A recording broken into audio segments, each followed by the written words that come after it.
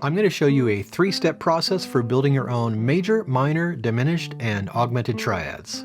Triads are built by stacking thirds on top of each other, so I need to spend a little bit of time talking about thirds. Here's the musical alphabet twice. A, B, C, D, E, F, G, A, B, C, D, E, F, G. A to C is a third. A, B, C, 1, 2, 3. D to F is a third. D, E, F, 1, 2, 3. And G to B is a third. G, A, B, 1, 2, 3. You can classify thirds as major or minor. A major third is the distance of 4 frets or 2 whole steps. So a major third higher than A is C sharp. You could also call this note D flat, but in order to call it a third, you need to skip a letter. So A, B, C, or in this case, C sharp. A minor interval is 1/2 step or 1 fret smaller than a major interval. So a minor third is the distance of 3 frets or a whole step and a half step. So while A to C sharp is a major third, A to C is a minor third. A triad is a 3-note chord with the notes stacked in thirds, and there are 4 types of triads: major, minor, diminished, and augmented, with major and minor being the most common. The root is the note the triad is built on, so you begin from the root and you stack your thirds on top of that. You're going to end up with 3 notes: the root, the third, and the fifth. Building from the root, a major triad has a major third on the bottom and a minor third on top.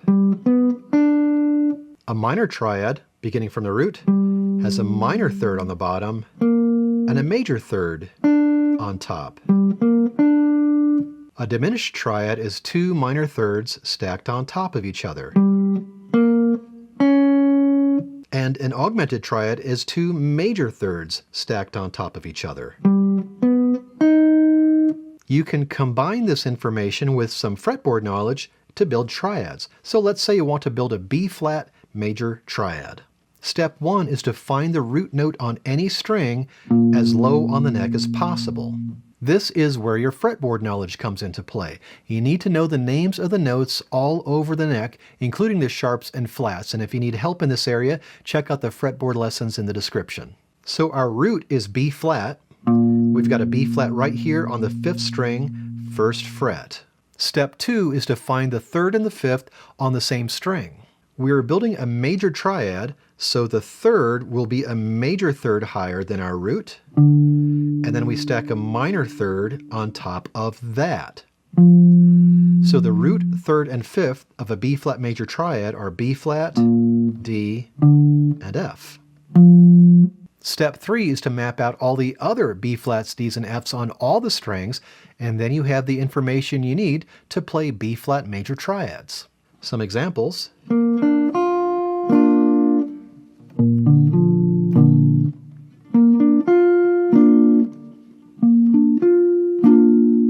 And you can play as many B flats, Ds, and Fs as you like in the chord. You can double any note.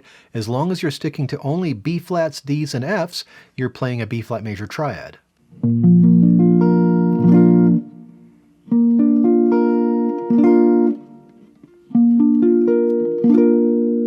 And you can play inversions. You don't necessarily have to play B flat as your lowest note.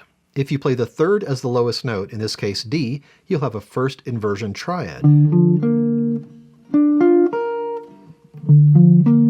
And if you play the 5th as the lowest note, in this case F, you'll have a 2nd inversion triad.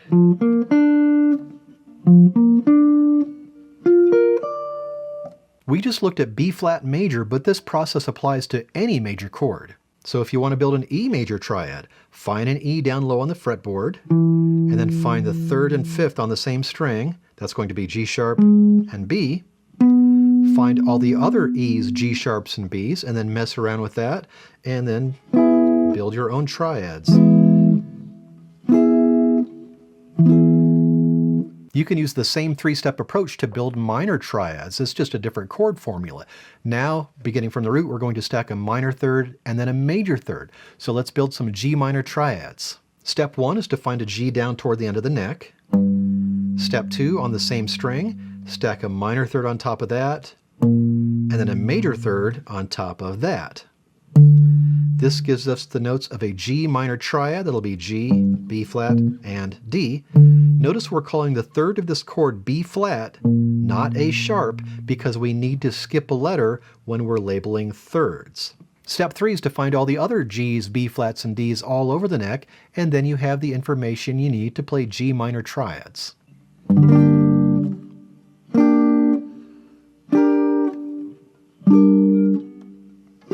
And of course you can repeat this process with any root note. To build diminished triads, we stack 2 minor thirds on top of each other. So if you want to build, say, an E diminished triad, find an E toward the end of the neck. On the same string, stack a minor third on top of that, and then another minor third on top of that. This gives us E, G, B flat. Step 3 is to find all the rest of the E's, G's, and B flats, and then you can play diminished triads anywhere you like.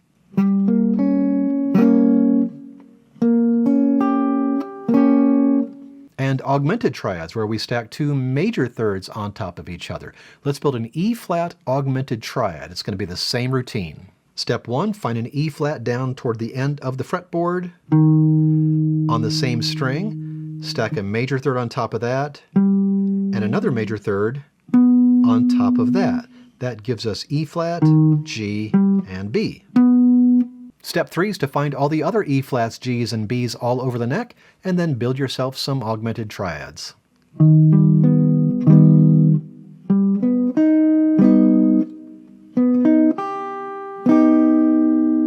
I'm working on a similar lesson on how to build your own 7th chords. When that one's ready, I'll post a link at the end of this video. You can check out this playlist if you're interested in music theory for guitar players. And for more guitar lessons, music theory, and solo guitar arrangements, please subscribe.